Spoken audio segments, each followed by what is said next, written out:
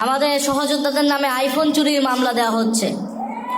এটাই হচ্ছে গণ অভ্যুত্থানের অর্জন, এটাই হচ্ছে তারেক রহমানের জুলাই গণ অভ্যুত্থান। 2 বছর পরে যারা হামলাকারী তারা জামিনে পাচ্ছে এবং যারা ভিকটিম তাদের বিরুদ্ধে মামলা দেওয়া হচ্ছে। আমরা বলবো, যেই সরকার বর্তমান প্রধানমন্ত্রী তারেক রহমান এক ভয়ঙ্কর খেলায় মেতেছেন, উনি এখনো বুঝতেই পারছেন না দেশের কি পরিবর্তন হয়েছে। উনি দেশে সেটা বলেছিলেন যে অনেক পরিবর্তন হয়ে গিয়ে, পরিবর্তনটা তো এই দেশের তরুণদের মননে মগজে হয়েছে, এটা নিয়ে এখনো বুঝতেই পারেন নাই।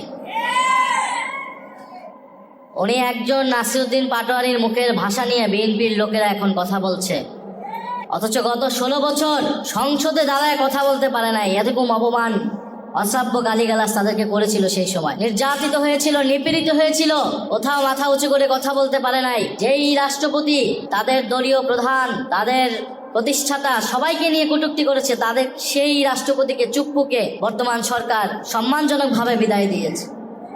ফলে যদি একজন নাসিরউদ্দিন পাটোয়ারি বা একজন ওসমান হাদি কথাকে আপনাদের কাছে ভদ্রতার মাপকাঠিতে না ঠিক মনে না হয়, তাহলে আপনারা এখনো বুঝতেই পারছেন না যে বাংলাদেশের প্রতিটা ঘরে ঘরে এরকম সাহসী নাসিরউদ্দিন পাটোয়ারি এবং ওসমান হাদিরা তৈরি হয়ে গিয়েছে।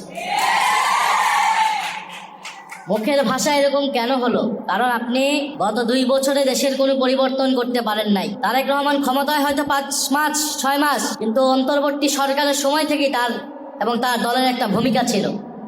সেই ভূমিকাটা ছিল সংস্কার যাতে না হয়, দেশের যাতে কোনো পরিবর্তন না হয়, বিচার যাতে সম্পূর্ণ না হয়।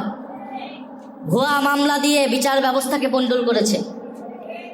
আজকে যে বিচার ব্যবস্থা আটকে রয়েছে, আমরা সংসদে সেটা নিয়ে কথা বলেছি। সেটা কেন? কারণ বিএনপির লোকেরা 5ই আগস্টের পরে জেলায় জেলায় ভুয়া মামলা দিয়েছে, মামলা বাণিজ্য করেছে। সে মামলা বাণিজ্যের কারণে মামলাগুলো দুর্বল হয়ে গিয়েছে। ট্রাইব্যুনালে যে কয়েকটা মামলা আছে শুধু সেগুলোর রায় এখন হচ্ছে, এবং সবগুলা তদন্ত রিপোর্ট অন্তর্বর্তী সরকারের সময় যতটুকু দাখিল করা হয়েছে সেটারই রায় হচ্ছে। নতুন কোনো মামলার রায়, তদন্ত দাখিল বা আমরা রায় কিন্তু দেখি না এই সরকারের সময়। আহতদের হেলথ কার্ড দেওয়া হয়েছে, সেই হেলথ কার্ড এখন কাজ করছে না। তারা নতুন কি এক হেলথ কার্ড দিচ্ছে যেটা জনগণ পাচ্ছে না, শুধু তাদের দলের নেতাকর্মীরাই পাচ্ছে। ফলে এই যে প্রতারণার রাজনীতি, সেইখান থেকে সরকারকে সরে আসতে হবে। আমি মনে করি আমাদের শহীদ পরিবার এবং আহত যোদ্ধাদের যে সকল দাবি দেওয়া এখনো অপূরণ রয়েছে সেগুলো পূরণ করতে হবে। দেখবেন প্রত্যেকটা জেলায় বিভিন্ন জুলাই স্মৃতিস্তম্ভ হয়েছে অন্তর্বর্তী সরকারের সময়। সেই স্মৃতিস্তম্ভকে কে বা কাহারা কয়েকদিন পর পর আগুন জ্বালিয়ে দেয়, কারণ সরকার বা প্রশাসন সেগুলোকে সংরক্ষণের কোনো ধরনের ব্যবস্থা নেয়। এবং যে কবরগুলো বাধাই করার প্রকল্প নেওয়া হয়েছিল বিগত সরকারের সময়, সেটা এই সরকার গত 5 মাসে সেটাতে কোনো হাত দেয় নাই এবং সেটা সম্পন্ন হয় না। এই 5 মাসে সেটা সম্পন্ন হয়ে যাওয়ার কথা ছিল। এরকম বলা শুরু করলে এই সরকারের এখন পর্যন্ত তারা শহীদ পরিবার এবং আহত যোদ্ধাদের জন্য কোনো ধরনের একটি স্টেপ নিয়েছে।